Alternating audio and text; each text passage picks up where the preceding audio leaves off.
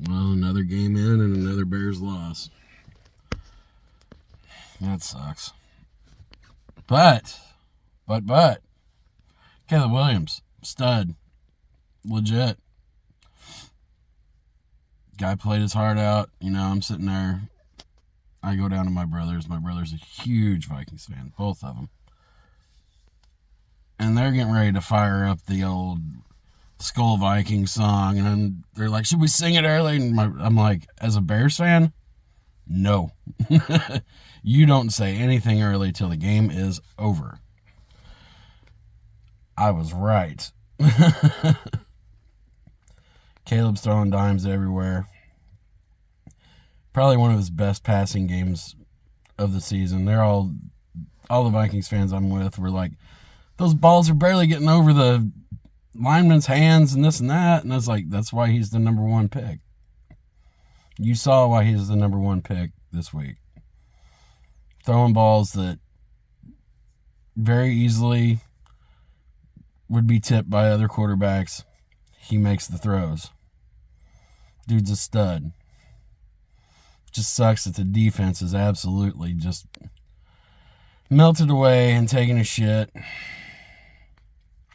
For all the progress that Gervon Dexter has made as a pass rusher, he is not a run stopper. We don't have a run stopper. He gave up.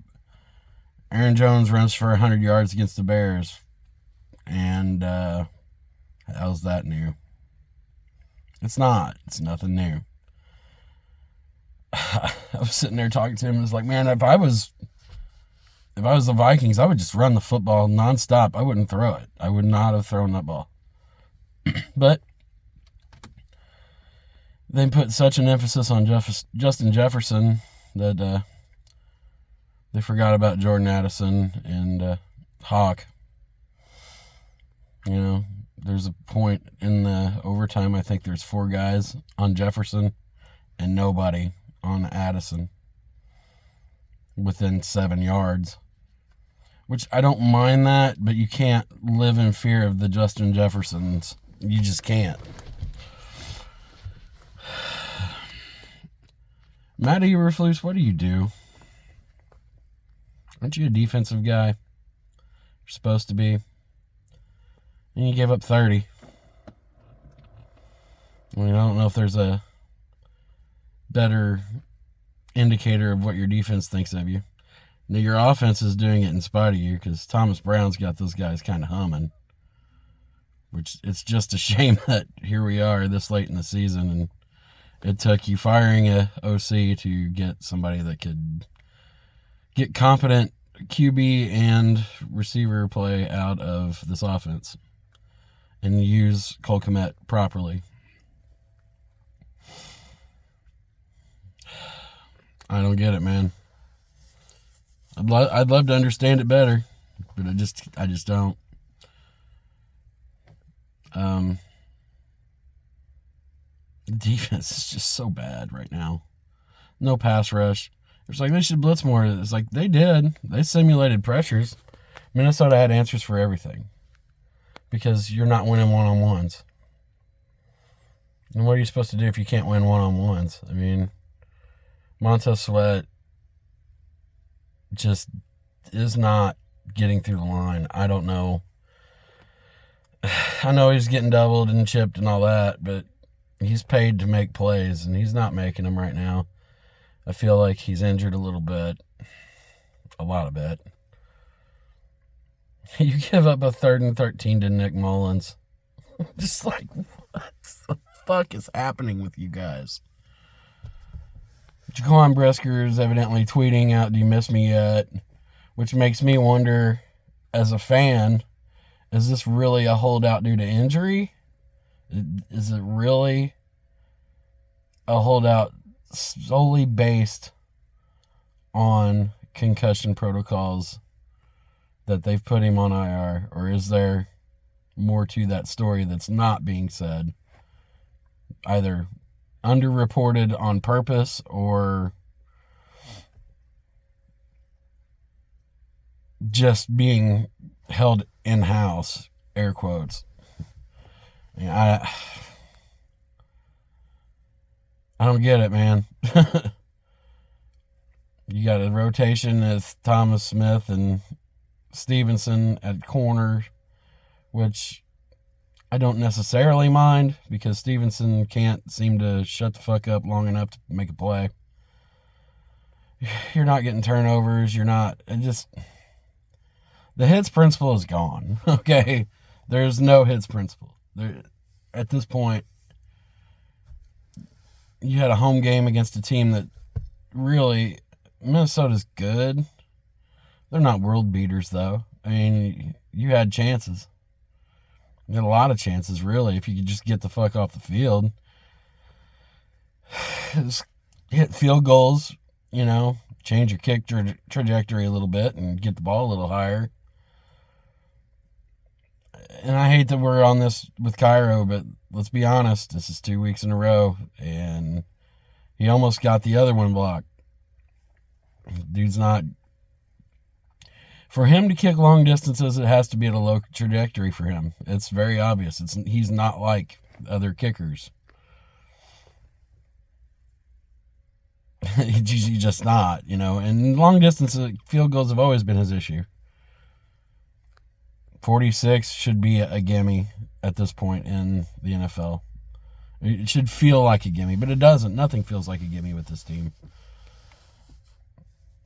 And it goes back to the offensive line. They say, but there's something off there. And it's something that every team in the league has seen. So, here comes Detroit. Happy Thanksgiving, right? Oh, fuck. Fuck. They're going to run for 1,000 yards against us this week. It's not even going to be fun to watch. I'd suggest that, watch the game, eat the turkey, bring plenty of alcohol, because it's going to be one of those days. Of course, they've traditionally played Detroit well, so I don't know. I think Eberflus is cooked. Pretty sure of that. But I've been wrong before. I thought Matt Nagy was cooked, and they gave him another year. Nothing would surprise me, because they need the full evaluation or whatever. Dude, the evaluation's in by players. Players will tell you exactly how they feel about things. The offense feels great, doesn't it? The guys feel great. They feel like they're really making headway, but that defense doesn't, and that's on your head coach. That's on you, bro.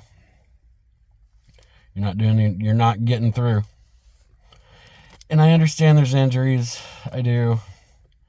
I mean, Billings being hurt doesn't help the run defense, but you got to have a plan for more than just one guy, And he wasn't a world beater. He wasn't a world beater at defensive tackle when he was there. I mean, he was good.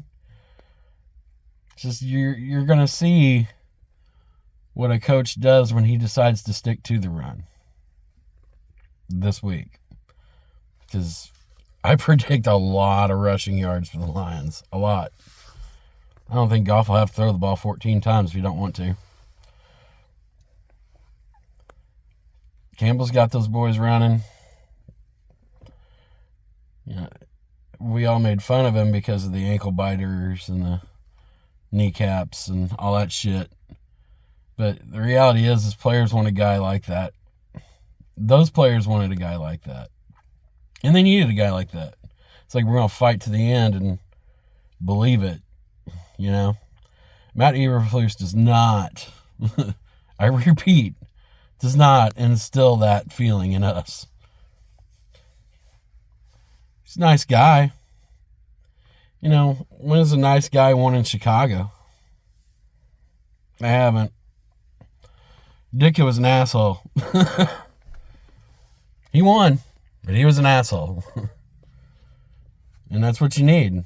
I think that's what this team needs. They need somebody to push him. I feel like I really hope that Thomas Brown gets a shot, maybe in the future with us. Just because of it sure seems like there's something there. You know, it feels like there's something there that's tangible that these guys kind of gravitate to. So, we'll see. Well, happy Thanksgiving to all. Hopefully you guys have a great holiday, safe travels. I don't know. Watch the Bears game if you choose to.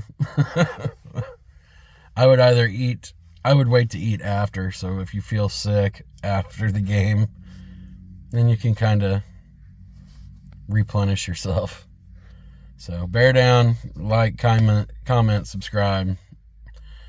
Go Bears. Still gonna go Bears, baby.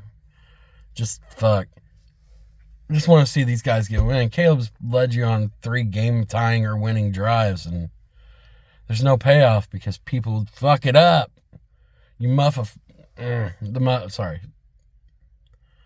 Got to go back to this. The muff punt. It's not really muffed. You call Peter, and you're hanging out in it's fundamentals, man. And I think the special teams coordinator is very much on the hot seat, too. I think he needs to go. Your special teams have cost you games. That's on you. So, bye, Felicia. You're done. You're not getting through to them either. So, anyway. Go Bears. Happy Thanksgiving. And we'll talk to you later.